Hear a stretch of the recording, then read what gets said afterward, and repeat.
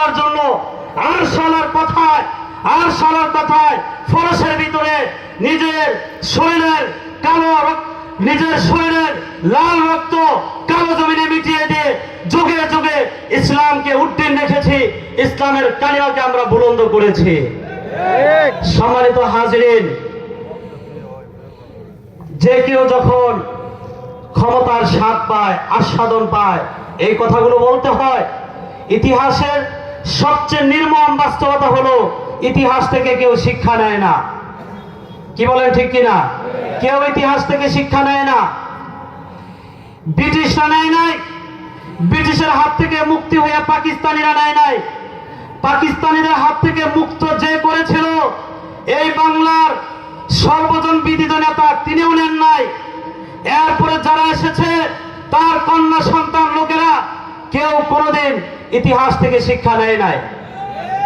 অতএব আমরা আশা করি না আগামী দিনে আমাদের পথ মসৃণ হবে, আমাদেরকে কেউ কোলে পেটে লালন করে ইসলামের পথে রাখবে, এই আশা আমরা কারো থেকে করি না। আমরা আমাদের রক্ত দিয়ে, ত্যাগ দিয়ে, মেহনত দিয়ে, হুঙ্কার দিয়ে লড়াই করে এই জমিনে বাংলার বুকে মুসলমানের দেশে সেজদার ভূমিতে ইসলামকে আমরা প্রতিষ্ঠিত রাখবো ইনশাআল্লাহ। কেউ যদি মিষ্টি কথায় কিংবা তিতা কথায়, কেউ যদি ক্ষমতার পাওয়ারে, কেউ যদি তার রক্ত চক্ষু দিয়ে, কেউ তার ক্ষমতার লাঠি দিয়ে, কেউ তার বাহিনী দিয়ে, কোন বিশ্ব শক্তি কিংবা দেশীয় শক্তি আমাদেরকে দমন করতে চাইলে আমাদেরকে যতটুকু দমন করবে শতগুণ আমরা জ্বলে উঠবো ইনশাআল্লাহ।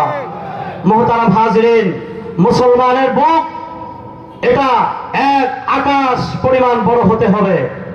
আমরা ভয় পাই নাই, এখনো পাই না, ভবিষ্যতে কোনদিন কাউকে পরোয়া করব না ইনশাআল্লাহ।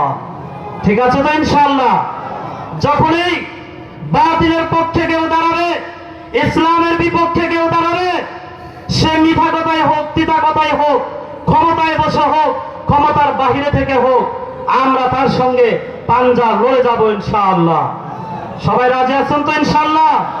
আগামী দিনের বাংলাদেশ ইসলামের বাংলাদেশ, আগামী দিনের বাংলাদেশ উলামায়ে কেরামের বাংলাদেশ।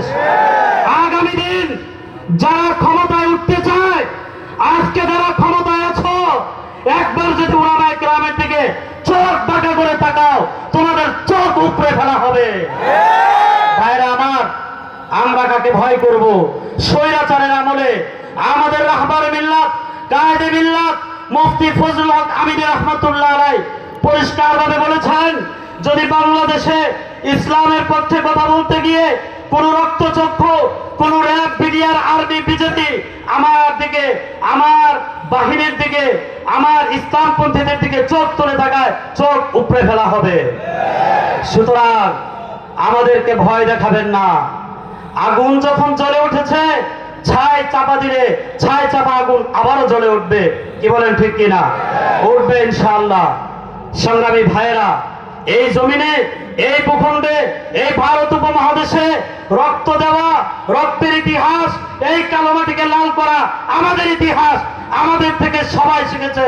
অতএব যদি পিতাকে ভুলে গিয়ে সন্তান কর্তৃত্ব দাবি করে, উলামায়ে কেরামের নিমক হারামি করে, তাহলে কোনোদিন সম্মান, মর্যাদা শুধু এই ভূখণ্ডে ইসলাম নয়, এই ভূখণ্ডের অস্তিত্বও থাকবে না। সম্মানিত ভাইরা, আগামী দিনে এই বাংলাদেশ টিকে থাকতে হলে ইসলামকে নিয়েই থাকতে হবে। আগামী দিনের এই বাংলাদেশ টিকে থাকতে হলে উলামায়ে কেরামকে নিয়েই থাকতে হবে।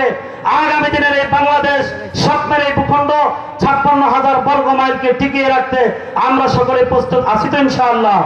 আল্লাহ রাব্বুল আলামিন আমাদের সকলকে কবুল করুন।